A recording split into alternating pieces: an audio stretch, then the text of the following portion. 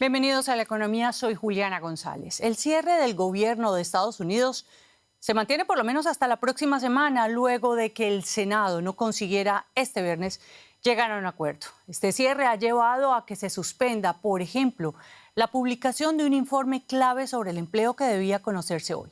El Ejecutivo también postergó la publicación de otros datos económicos, como el número de estadounidenses que solicitan subsidios por desempleo. La interrupción de esta información priva a los dirigentes gubernamentales y empresariales de tener indicadores importantes para la toma de decisiones. Esta semana, cientos de miles de empleados federales de diferentes agencias fueron enviados a casa sin sueldo. El mercado laboral estadounidense es objeto de un intenso escrutinio en los últimos meses, ya que las contrataciones se han debilitado. Ante esto, la Reserva Federal bajó los tipos de interés a mediados de septiembre. Se trata de su primer recorte desde el 2024. Durante el primer gobierno de Donald Trump, tras perder las legislativas, Estados Unidos vivió el mayor cierre gubernamental de toda su historia. Pero a diferencia de esa época, hoy el mandatario lo ve como una oportunidad. Y nosotros vamos a hablar de las implicaciones de este cierre con mi colega Ana Nieto, a quien tengo el gusto de saludar en Nueva York. Ana, no hay un informe de empleo, pero sí las claves de por dónde puede ir. ¿Cuáles son esas indicaciones? Sí, no hay informe de empleo y además es un momento comprometido porque el mercado laboral se está debilitando y la falta de datos pues alimenta aún más la incertidumbre. Hay datos privados que ofrecen claves o pistas de algunos aspectos del mercado y en general abundan en esa debilidad. Por ejemplo, el procesador de nóminas, ADP, apunta que se perdieron 32.000 empleos en septiembre. El Instituto de Gestión de la Oferta ha señalado que tanto el sector servicios como el manufacturero perdieron empleo también en septiembre, menos que en agosto, pero perdieron empleo. Y la consultora Challenger Gray Christmas ha dicho que ha habido menos anuncios de despidos en este último mes de septiembre, pero aún así reconocen que el mercado está estancado. Hay otros informes que pueden iluminar, aunque con restricciones, la reunión que va a tener la Reserva Federal el 28 y el 29 de octubre, pero se teme también por lo que pueda pasar con el informe de la inflación, que se tiene que publicar el día 15 de octubre y para el que no hay sustituto en manos privadas. Ana, ¿y no hay acuerdo en el Senado para resolver esa crisis presupuestaria, esa parálisis? ¿Cuáles son las consecuencias económicas de este cierre temporal, Quizás pronto para decirlo, pero el Consejo de Asesores Económicos de la Casa Blanca advierte que se pueden perder hasta 15.000 millones a la semana en el cómputo del PIB, según ha publicado el periódico Político. Y son costos que no tienen en cuenta, de hecho, el impacto negativo de los despidos temporales de trabajadores que también afectan a los miles de contratistas del Estado. El gobierno de Donald Trump sigue con su plan de despedir definitivamente a un número indeterminado de trabajadores de departamentos y agencias del Estado. El director de la Oficina de Gestión Presupuestaria ha pedido a los responsables de estos departamentos que hagan propuestas para rebajar la nómina de la administración. Y no hay precedentes de despidos así en los más de 20 cierres del Estado que ha habido desde el año 1976. Trump ha adoptado un razonamiento tan particular como contradictorio. Para justificarlo, dice que los demócratas tienen la culpa de darle la oportunidad de adelgazar la administración. Arenito, muchas gracias por estos análisis y hasta una pronta oportunidad. Gracias. La reunificación alemana es una historia de éxito que cumple este 3 de octubre 35 años. Pero aún hay varias tareas pendientes. El este de Alemania ha experimentado un impresionante proceso de recuperación. Ciudades como Leipzig, Dresde, Jena o Chemnitz son hoy sinónimo de cierto dinamismo económico. Un vistazo al informe de equivalencia del gobierno federal alemán de 2024 muestra, sin embargo, que la equiparación en las condiciones de vida en Alemania aún está lejos de haberse completado. Muchas regiones, especialmente en el este, luchan contra la disminución de los servicios públicos. La Comisaría del Gobierno Federal para el Este de Alemania informó, en tanto, que el salario medio anual es de 13.300 euros, más bajo en el este de Alemania. Y vamos a conocer más detalles sobre el estado de la economía alemana a 35 años de esa reunificación con nuestro compañero en la Bolsa de Frankfurt, Ezequiel Daray, a quien saludo con mucho gusto. Ezequiel, Se mantiene la brecha salarial entre el este y el oeste. Cuéntanos a qué se atribuyen esas diferencias. Bueno, Juliana, la principal diferencia es la productividad. La productividad en las empresas del este es un 25% mayor y por eso son más bajos los salarios.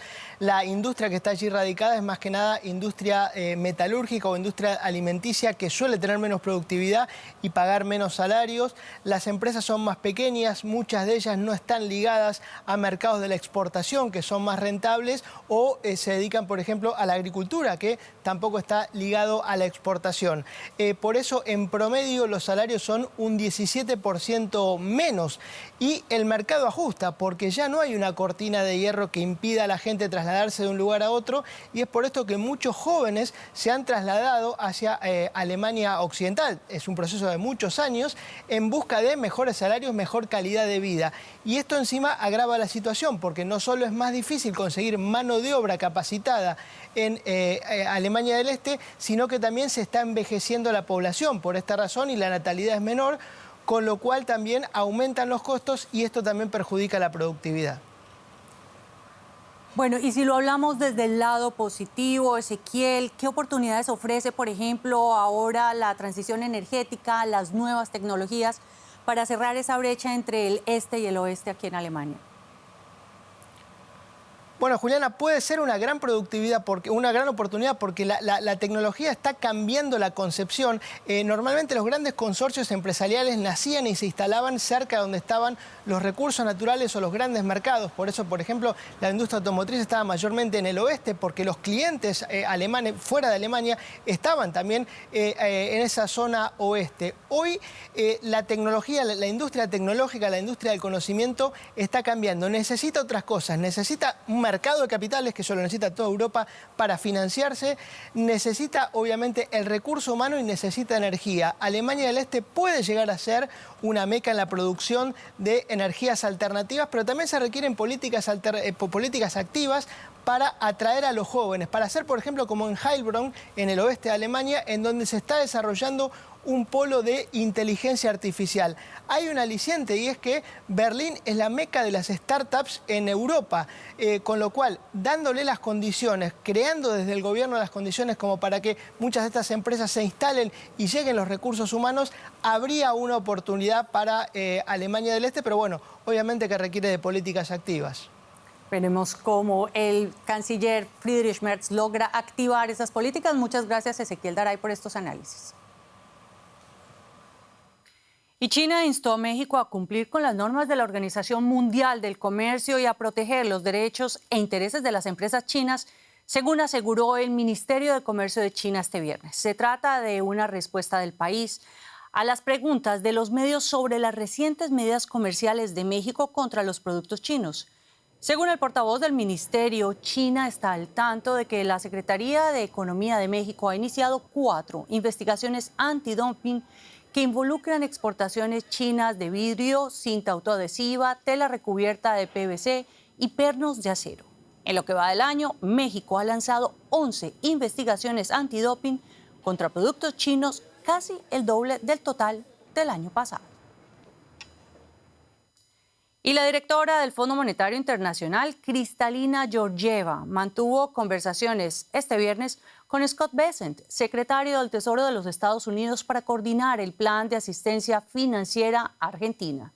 Esta reunión se produce justo antes del viaje del ministro argentino de Economía, Luis Caputo, y su delegación a los Estados Unidos para negociar la asistencia financiera que sería de unos 20.000 millones de dólares. Si bien no se dieron a conocer detalles aún del mecanismo de auxilio económico, Scott Bessent adelantó que el instrumento elegido sería una línea de swap o intercambio de monedas. Y las exportaciones de vino chileno aumentan hacia Brasil, mientras que disminuyen hacia Estados Unidos, según la Asociación de Productores de Vino Wines of Chile. Las compras procedentes de Estados Unidos, el segundo mercado más importante de Chile en volumen, han disminuido un 13,5% en los primeros 7 meses del año, debido al arancel del 10% impuesto por la administración Trump.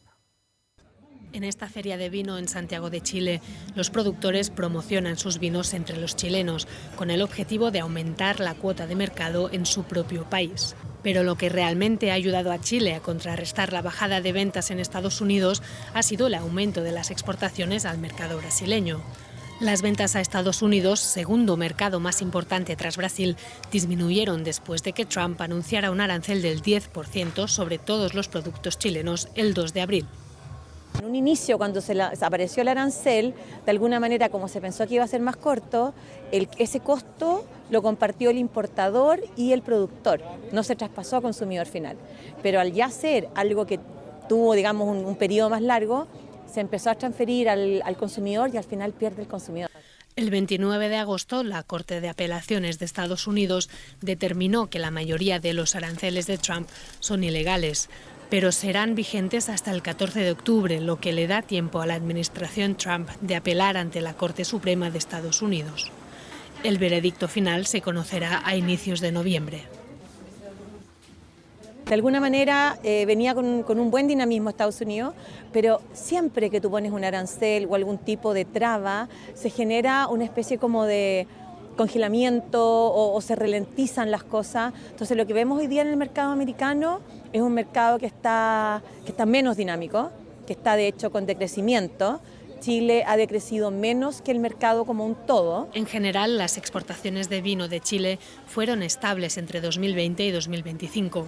Canadá, Japón, Irlanda y Corea del Sur también registraron un crecimiento, lo que compensa la actual desaceleración, especialmente gracias a sus famosas variedades de Cabernet Sauvignon y Carmener. Y así llegamos nosotros al final de La Economía. En nombre de todo el equipo de Noticias en Berlín, gracias por elegirnos y nos vemos en la siguiente emisión.